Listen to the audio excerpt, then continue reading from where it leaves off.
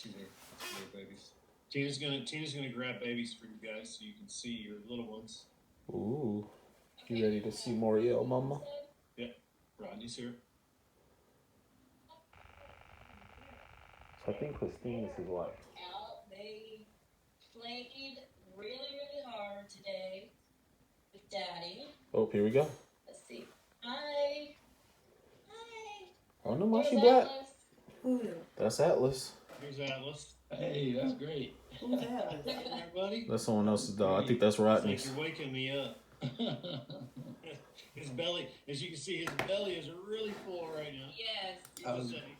We let them play really hard, and then we Mm-hmm. fed them dinner, and now they're all passed out. Yeah.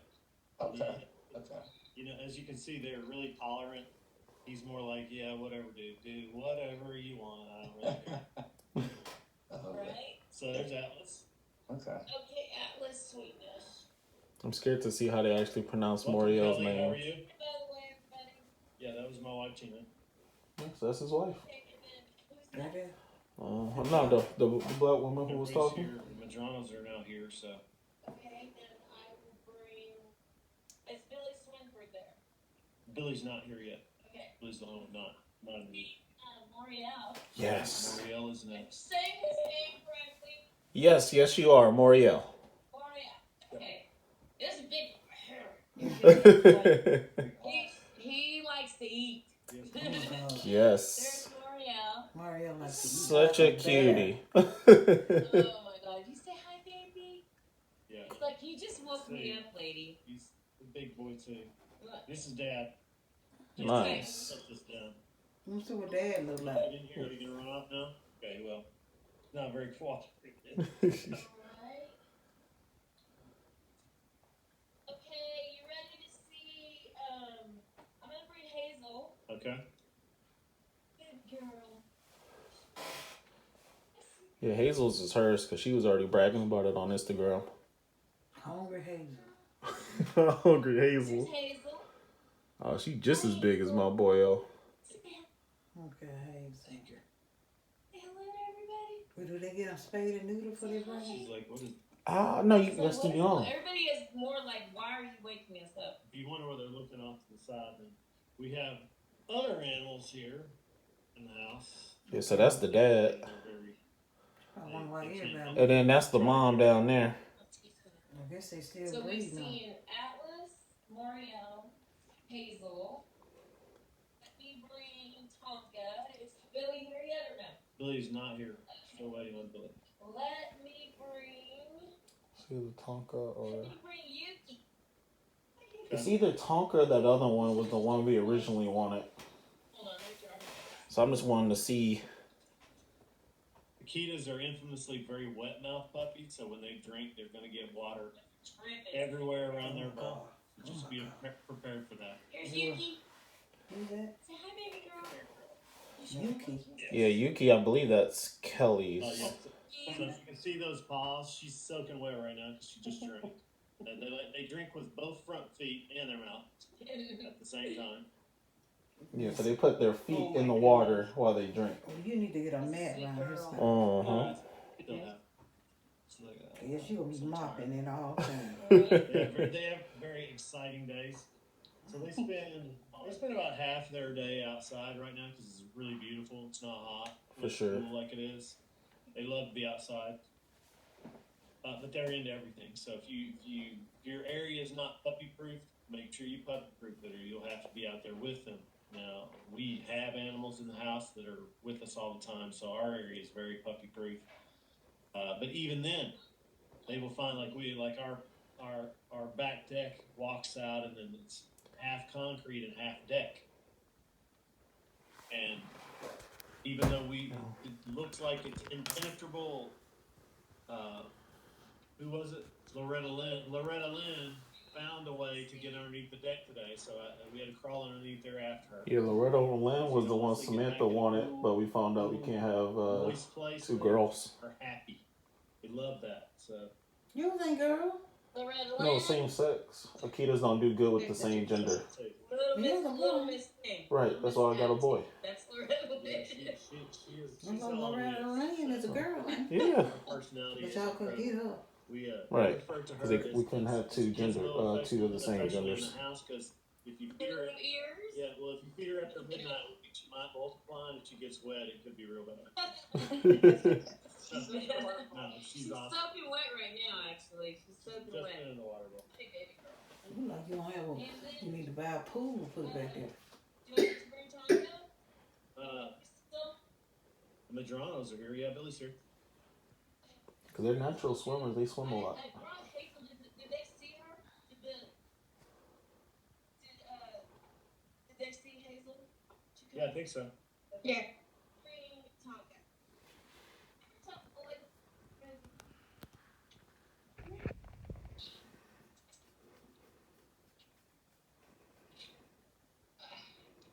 All right. Yeah, she already got a lot of dogs, Diane. Tonka. Here's Tonka. Oh, he's a cutie. Yeah, nope, that's not it. Hi, Brand. Oh, maybe I already got it. No, they just haven't showed them yet because number 5 just had all black for the face. That one has a black stripe or white stripe. Uh-huh. Okay. All right, I'll let you get started. Okay, so, did all of you receive copies of what will be your rehoming agreement? Okay, thinking everybody got that. If nobody voices up, then I'll assume that you did. It's a pretty straightforward agreement. Same agreement we use whether we're rehoming pet quality puppies or rehoming show quality puppies. Paragraph 1, you see, well, the first information is obviously a trade of information between ourselves and yourself. So when we sit down for you to pick up your puppy, there'll be 2 contracts on the table. One will be our copy, one will be your copy. Your copy, you'll fill out your information so we have it. And your copy, obviously, I'm signing because our information is already on there. That first paragraph is basically acknowledgement that you understand that your puppy's going to need some veterinarian care. Some of you, well, everyone will be at varying degrees of comfort with home health care with their animal. Our animals go to the vet for a very limited number of things. They go to the vet for rabies shots. They go to the vet. They go to the vet if there is some type of specific issue, like if someone's cut themselves. Like I work in construction, and my company is 95% structural steel, so it's not uncommon that I have an iron piece out there and a dog runs across it and there may be a stitch. Try to avoid that when we can, but dogs are dogs. Other than that, the normal routine is our animals don't go to the vet unless it's time for their heartworm medication or their rabies medication, and that's only once every 3 years once they're adults.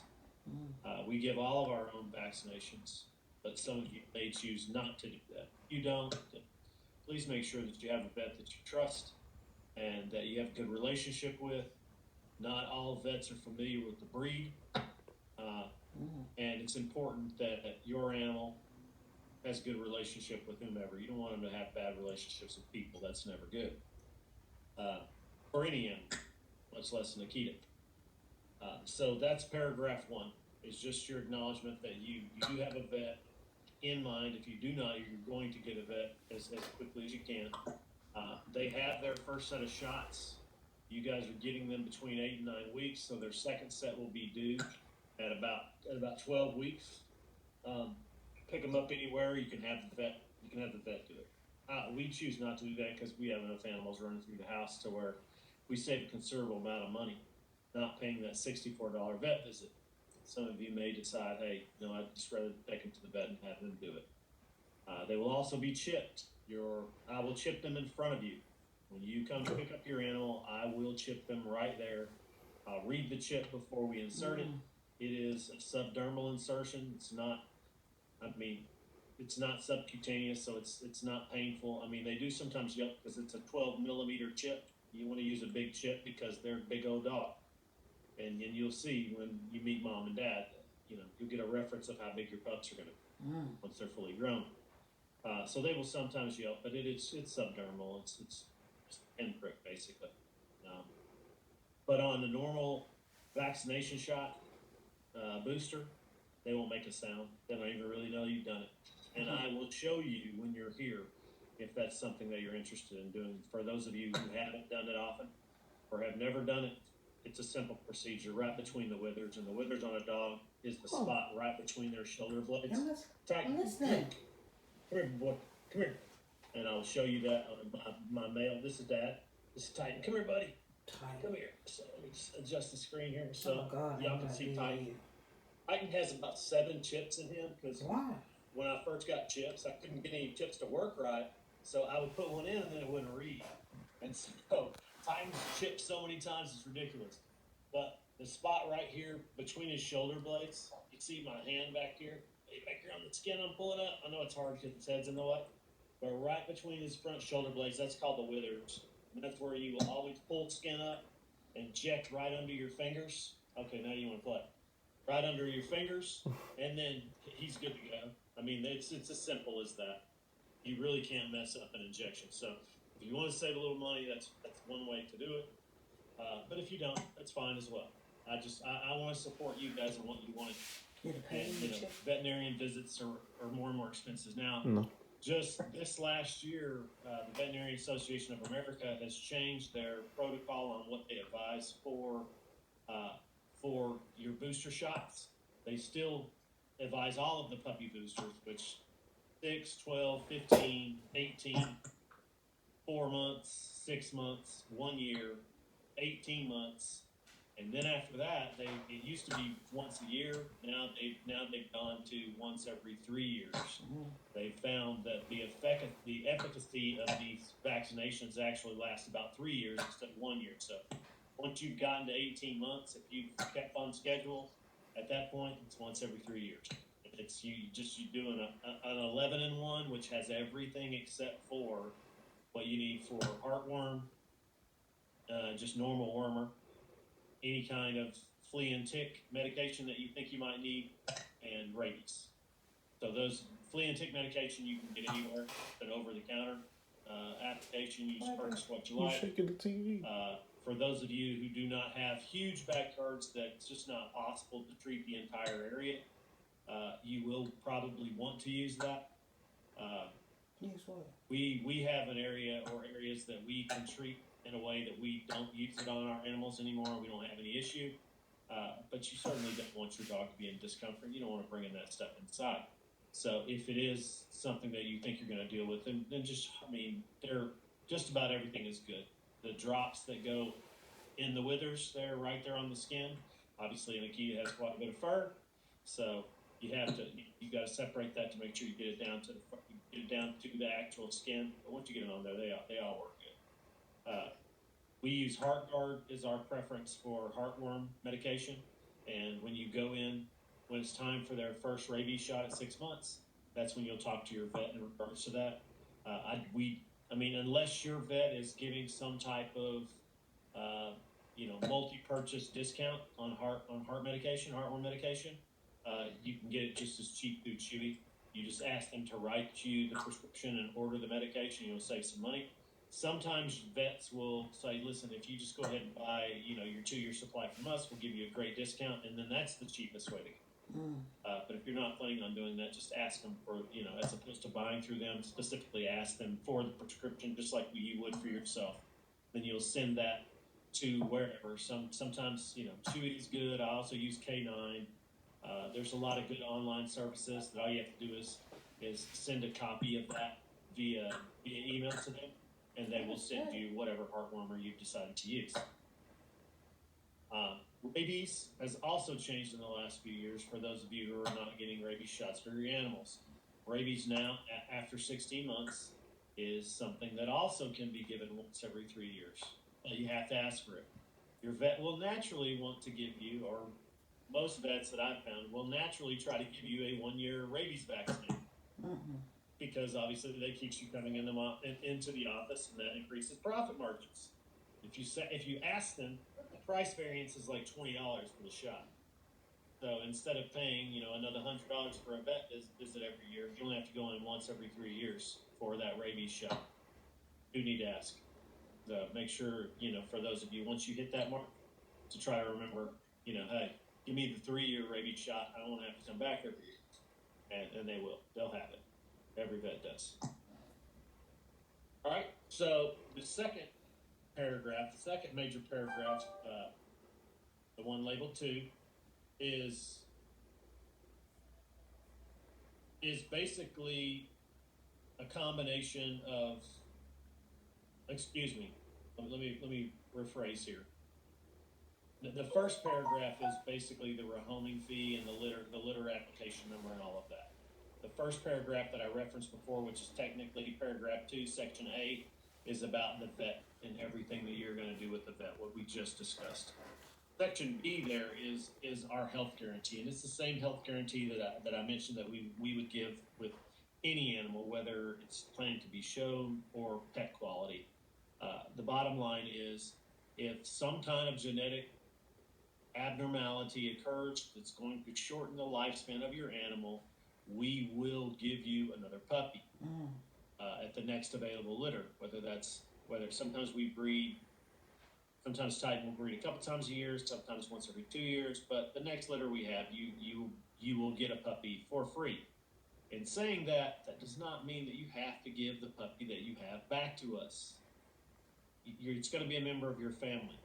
We wouldn't have selected you. We wouldn't do the due diligence that we do on applications and all of the questions that we ask if we didn't feel like you guys were going to make good homes for the dogs that we're putting out there. Our entire goal for having a breeding program that is specifically for members of families is so that people who are good for the breed get the breed. Too many times, and I could call our middle son down here and show you a big scar on his arm, we have become the problem Akita family in North Texas. Akitas that are not doing well with their families, who have not integrated well, end up here in our home because I love the breed and I'll take them in, and I have never had an issue with Nikita. They really need structure. If you don't give them structure, they will not be as happy as if you do. They are not a breed that you're going to love out anything. If they're not doing something that you like, then their the reactionary features of their personality will mirror yours. So hypothetically, someone comes over to the house at 9 o'clock at night, and you don't normally have visitors at 9 o'clock. Someone knocks on the door and it startles you. Normal response would be 1 or 2 barks because you were startled. That's perfectly fine. But you go open the door and it's your brother or your cousin or someone, a good friend. The moment that your energy becomes comfortable, their energy should become comfortable. Should not continue to try to alert you of anything. At that point, you as the alpha in the home, being the husband or the wife, the humans are always the alpha over the animals. The moment that there's comfort there, at that point, baby girl, baby boy should totally be relaxed and want to be the good lap dog, loving animal that they want to be, at least for the next few minutes, and then they'll turn back into Akita and they go lay down. You call their name and they're like, yeah, okay, maybe in a minute. But all in all, they're going to mirror what you are, and that's normal. That's what you want. What you don't want, and behaviors that I would want to hear from you in regards to, would be, should that behavior continue? Or, same person comes inside and what you get is baby girl or baby boy wants to sleep underneath the coffee table and kind of, hide away. Or, even maybe growl a little bit or just act afraid. All of that's not reinforceable behavior. If you see any of that kind of stuff, do not reach down and love on them. Discipline first, wait a while, and then regain affection. So let this same hypothetical scenario, person comes in the house, you greet, you hug, they know that you're comfortable, but puppy decides they want to continue to bark. Just a quick little right across the nose, hi, snap, whatever. For me, it would be, I usually will take my hand like this, and if this is their nose, it's like, just like a snake bite, or like a dog would just snip them just a little bit, and I'll make a noise and they know, stop. That would be number one, and then that will immediately stop whatever that action is, and then I'll send them off, and I will not give them any affection until they've calmed down.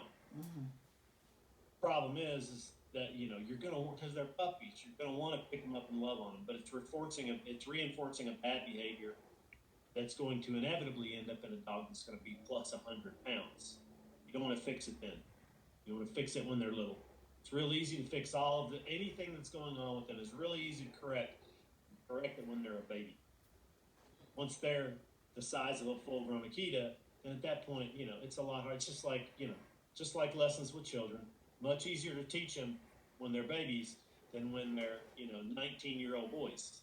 At that point, they're so hard-headed, you know, you just want to choke them to death. So, you know, for all of you, please don't accept any behavior that you're deeming strange or something that you don't want. Reach out.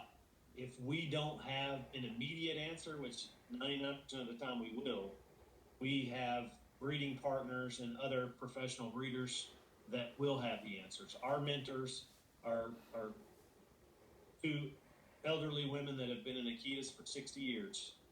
And if we don't know, I promise you they do. We still will call occasionally and ask them the craziest questions. You think they wouldn't have the answer to them? Like, oh yeah, about 20 years ago, we had an Akita that did that, and this is exactly how we fixed it. So between us and our circle of contacts, we'll be able to have the answer for you. So as I said, just don't accept any behavior. Make sure that your relationship with your animal is exactly what you want it to be with yourself and their interaction with everyone else that's in your lives.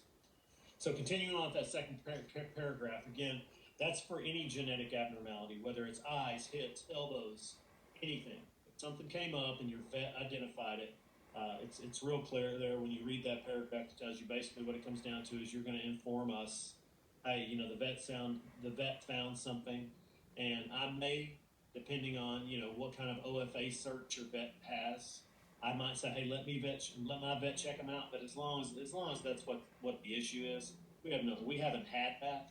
But if we did, we try to be very responsible breeders.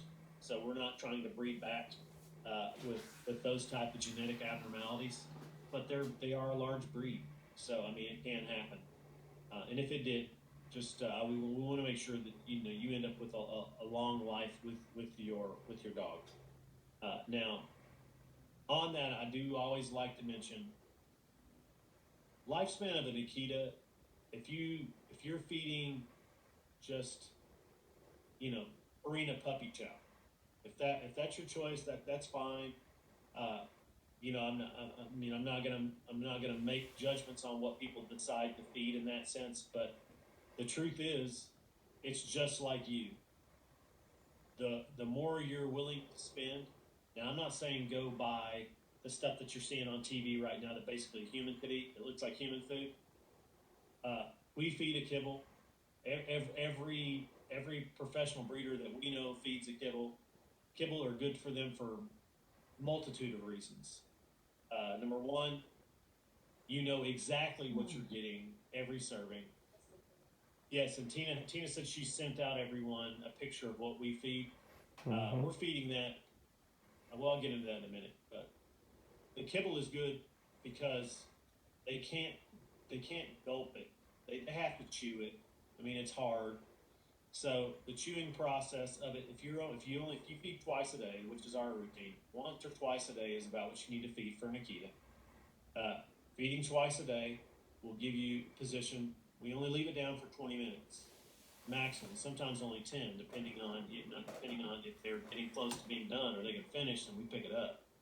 So we don't allow one dog to move, and all of our dogs, our big dogs feed, and then our little dogs feed. We don't kennel feed; they feed at the same time. You can do that. That's perfectly fine. It may take a few attempts if you have multiple animals in the house to ensure that there's not food aggression or separating bowls. Mm-hmm. But 10 minutes of standing there for a few days to teach them, hey, I'm alpha. If I put the food down, there's not going to be any fighting or no one will eat. It won't take missing one or two meals, and everybody will get real squared away that that's their bowl, stay in their own bowl. And that's what we do to train. Now, when we introduce new animals, obviously we have to start the process over again for a few days, but that's part of it. So the kibble's great for that, and avoids. I know some of you have mentioned that you've read that Akitas are prone to bloat The only time I've seen an Akita bloat in my 25 plus years of Akitas is when people are leaving food down all day, or when they put food down, they put way too much food down, and they'll leave it down for 2 hours until the animal eats it all, regardless of what it is. Well, I mean, if they're overeating, that's what's causing it. They have too much food in the gut all day, and then over time it creates a digestive problem and it turns to bloat. So if you can pretty much put 6 cups of food down, but if you only leave it between 10 and 20 minutes, they're not going to be able to eat 6 cups of food in that time. They can't get it down. Not a kibble, because they're chewing it. Which leads me to the next benefit. Chewing the kibble cleans their teeth. It's not as hard as a bone, but it is hard. Those hard surfaces clean. I know everybody's heard the rumor, dogs' mouths are cleaner than humans' mouths. That's true if they're getting a lot of hard substance to clean the surface of their teeth. That's how their teeth naturally clean and why they will last their lifetime. So that is the other reason why we feed kibble.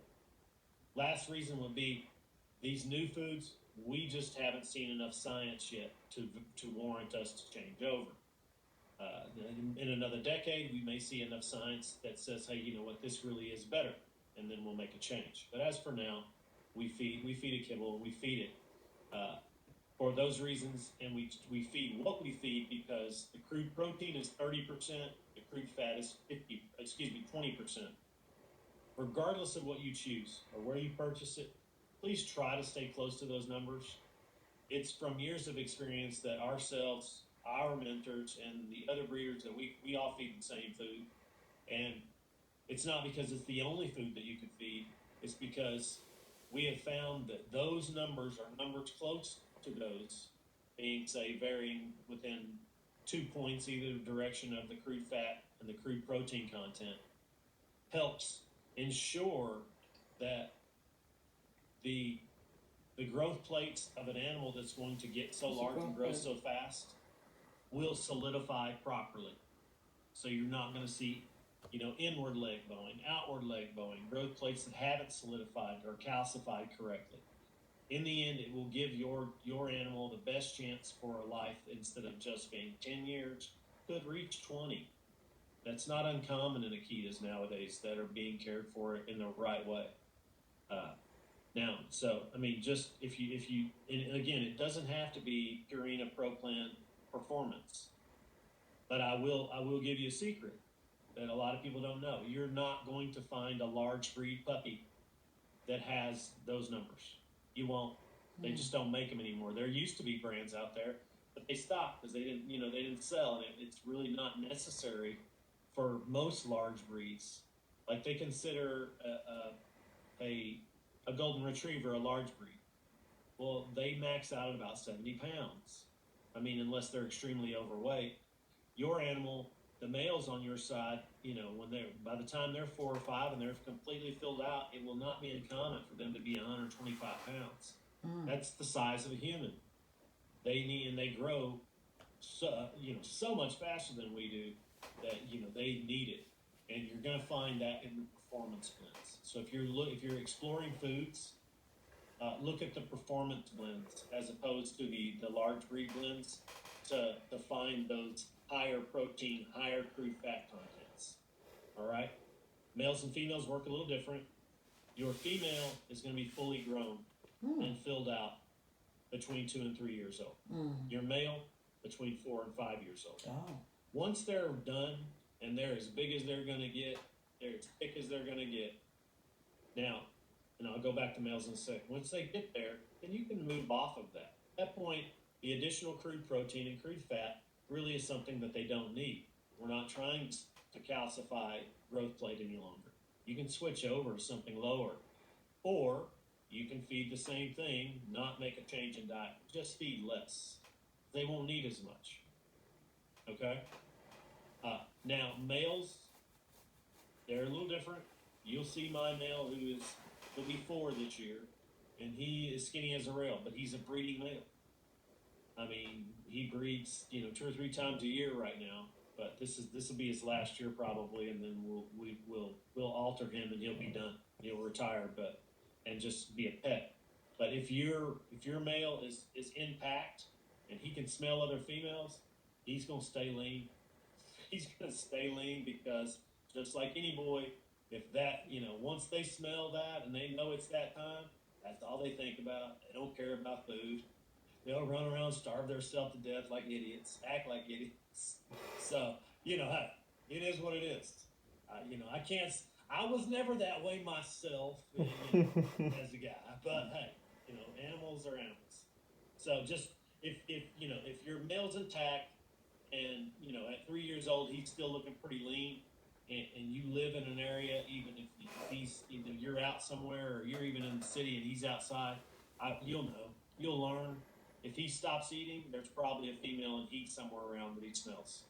And in that case, there's really not a whole lot you can do. You can put food down all day long; he's not going to care a whole lot about it. He can nibble a little bit and go on, but for the most part, he's not going to eat a whole lot. And that's totally normal.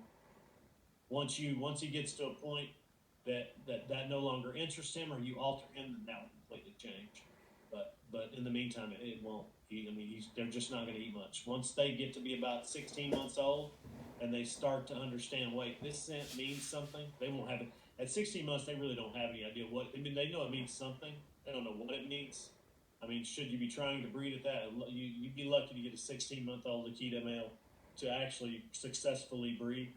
Normally, they're going at it from the side and the head and every other direction. They know they're supposed to be doing something, but exactly what they're supposed to be doing, they haven't quite figured it out yet. But about 2, at that point, they really understand, okay, hey, wait, and they'll you'll notice they're sniffing the air.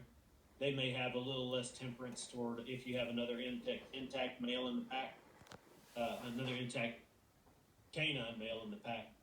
Those two, you'll notice that as well. They probably won't have a whole lot of tolerance for each other at that time.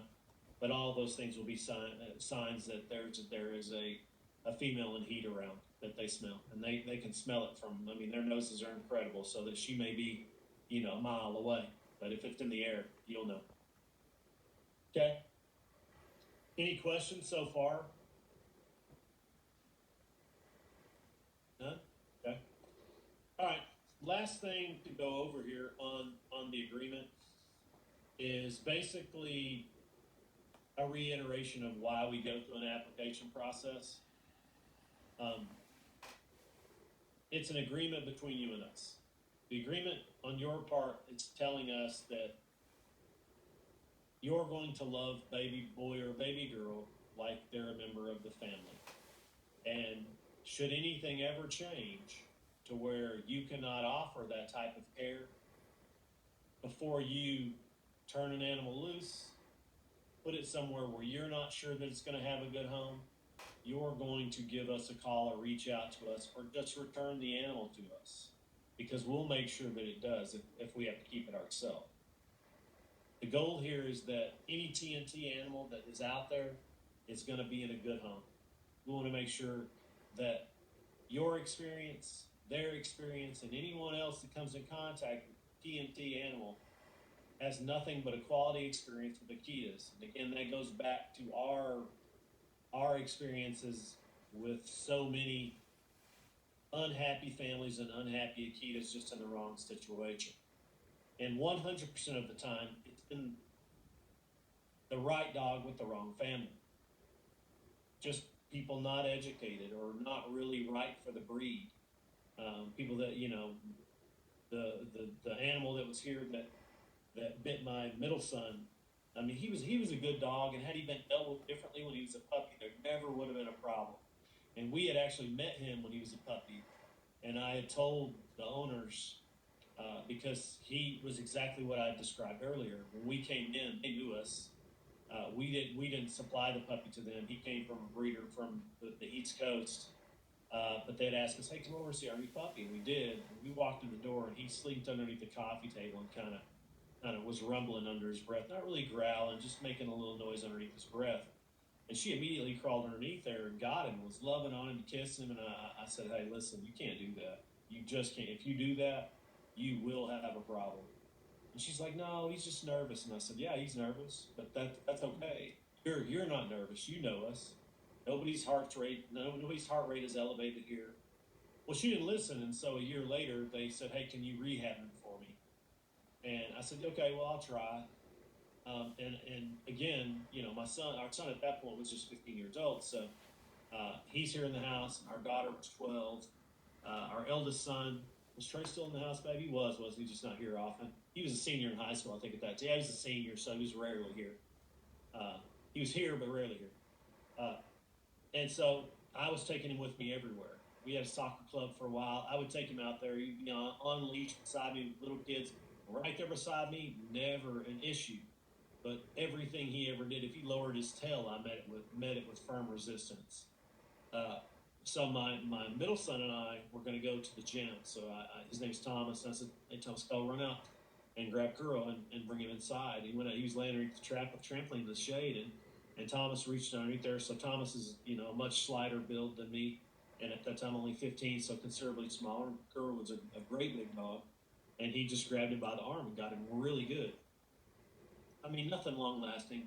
Certainly scared Thomas out. So I took Thomas out there, and he and I, we handled that situation because I didn't want him to be afraid of how to handle dogs should one ever try to bite you, and got that squared away. And I immediately called him and said, "Listen, you're going to have to come get him. I can't guarantee that if I'm not here with him 100% of the time, that he won't bite my children again. So he can't stay any longer." And the owner asked me, "What should I do?" And I said, "Well, honestly, because of the way the interaction occurred, and because I know how Thomas felt, he's the most caring soul we have as in the house. Had he got a hold of our daughter, I could have maybe said, "Well, Tremorgan, were you pulling his ears off?" Because she's the type of lover that's like the abominable snowman with Bugs Bunny back in the day. She loves so hard she's injuring something. So that maybe I could have thought. And our eldest son Trey, he's more of a I don't really care, so that really wouldn't have been an interaction that ever happened. So I just knew that it was completely unwarranted. So he asked me, and I said, "Well, I think you're going to have a problem with his mind with where you've gone, and I already told you that you were going to get here. I probably would just put him down." And they, of course, they didn't want to do that. So maybe I don't know, less than a month later, right? Yeah. Less than a month later, he got their son really bad, like tore his hand up real bad. So the bottom line here is, don't accept behaviors you don't like. Don't reinforce negative behaviors. But we don't have that temperament. That also comes back to why we decided to breed for companions, is because what happens, and we're in the show world, so we don't want to be guilty of this either. So even what we breed for show, temperament is first and foremost. It has to be. There's a difference between someone who handles Akitas all day, every day, and someone who just wants a pet. Well, if you handle an animal all day, every day, just like any animal, horse, cow, whatever, you become adept at doing it. And so the interaction between you and that animal is going to be different than someone who would be considered a novice. You own 40 horses and you deal with all 40 of those horses each and every day. That's different than you having one horse that you have an intimate relationship with that you deal with all day, every day. So we decided, hey, we're going to make temperament first and foremost. So we haven't seen anything like that. Both of our two breeding pairs that your puppies are out of, our breeding pair that your puppies are out of, we just have one breeding pair here at the house. They don't even really have a prey drive. For instance, there was a cat that came into our backyard. We don't have cats, so that we don't see cats a whole lot.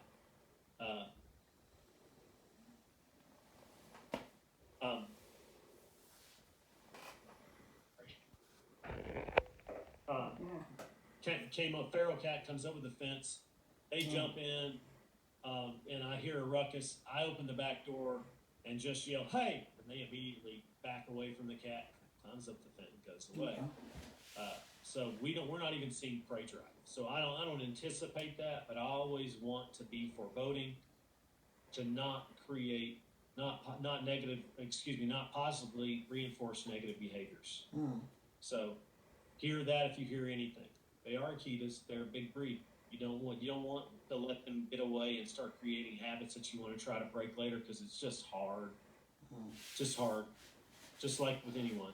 The older you get, the harder it is to create, to go back and retrain yourself on something that has already been reinforced throughout the course of your formative years. Same thing works with your animal. So, but you're going to get to meet mom and dad. Mom is going to come up and love on you when you first walk in the door like she's never been petted in her life. And then 5 minutes later, she'll be off in the area she likes to lay down. She has a very stereotypical Akita personality, which is, I want to be greeted. I want to be loved on when you come in the house. And then I'm going to be completely contented for you not to touch me the rest of the time that I'm here. So I'm going to go lay down and do my thing. Dad is atypical. Dad will act like he is some gigantic werewolf that wants to lay in your lap. And that's just his personality, and we love him for that. Yeah, he thinks he's a gigantic lap dog. So you guys will get to meet them as well. We also have 2 show puppies in the house right now too. They're big sweeties too, so you'll get to meet them. We have a house full of animals at the moment. So that's the last portion of that, and it just comes down to ensuring that the animals that we're putting out there have good homes and are contributing to a positive stereotype for the breed. That's the entire goal. So if anything were to happen with any of you and the situation, your situation were to change and you needed to place the animal, we are an asset. Please make sure you use us. Okay? All right, any questions for me at all? Easy? Y'all ready for your puppies? All right, this weekend, I guess everybody but Amos, I know that you needed to do it the next weekend. That's perfectly fine. We'll see you then. Everyone else, you're already scheduled in. Is anyone not scheduled at this point? Everybody's scheduled, Tina says. Okay. Y'all, everybody has my number. You have my cell. It's within hand's reach of me at all times because of my other businesses. If you need me, you call me. You have lifetime breeder support. And that means as of now. Easy. What brand?